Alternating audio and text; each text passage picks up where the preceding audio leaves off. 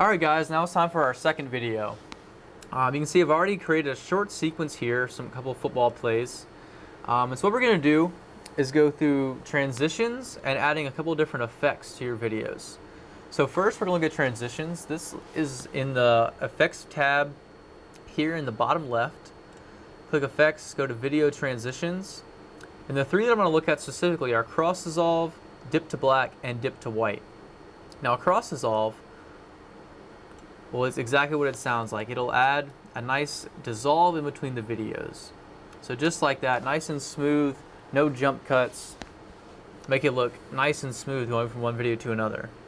If that's too long or too short, you can click right here on the dissolve itself, and then up here in the effect controls, change the duration. So if I click and drag to the left, make it shorter, drag to the right, make it longer. So personally, I like it a little bit shorter. We'll see how that looks. And that's nice and smooth, nice quick transition. Same thing with dip to black and dip to white.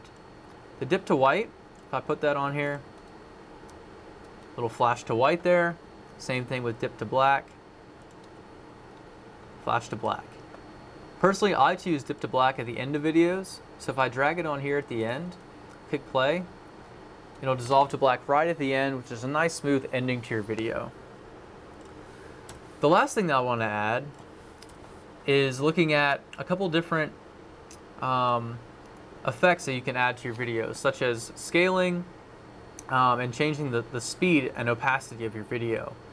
So all of this lives in the effect controls up here. So if I click on one particular clip, then all these different options will appear.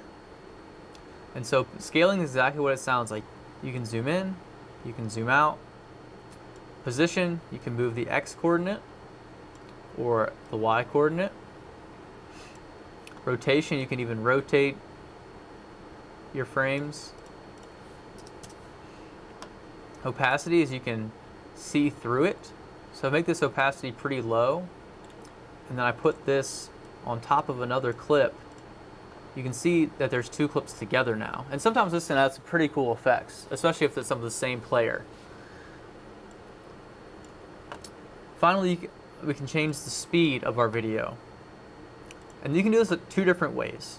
The first is with this time remaining right here. You can change the speed. Personally, I like to do it a different way. So let me reset this opacity to show you guys what I'm talking about.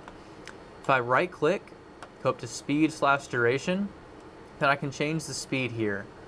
So if I want this clip slower, I can put it at 50% and then play through.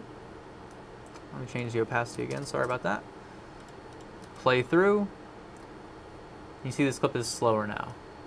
Same thing, if I want it to be faster, put it at 200%. Nice and fast clip. So one final thing you can do is called keyframing. And just real quick, this is when you can change any of these options over here, position, scale, rotation, or opacity, at different points throughout the video. So right here you can see it's pretty zoomed in, but if I want it to zoom out a little bit as the footage rolls through, I can do that. So right here you can see the scaling's at 275. But as I scroll back, you can see it's at 100. And so as I go through and play this, it'll zoom in nice and slow throughout the video. And same thing, if I want to reverse that, I can start really zoomed in, let's say at 200%, but at the end, I can be out at 100. 200%, so I'll start, and it'll zoom out as it goes. And you can do this with anything, position, rotation, opacity. It's just a matter of choice. And so that's the end of our instructions today, guys. Thanks so much. You're going to take a short quiz after this and a final questionnaire about how you hope to implement video into your own personal instruction. Thanks so much for watching.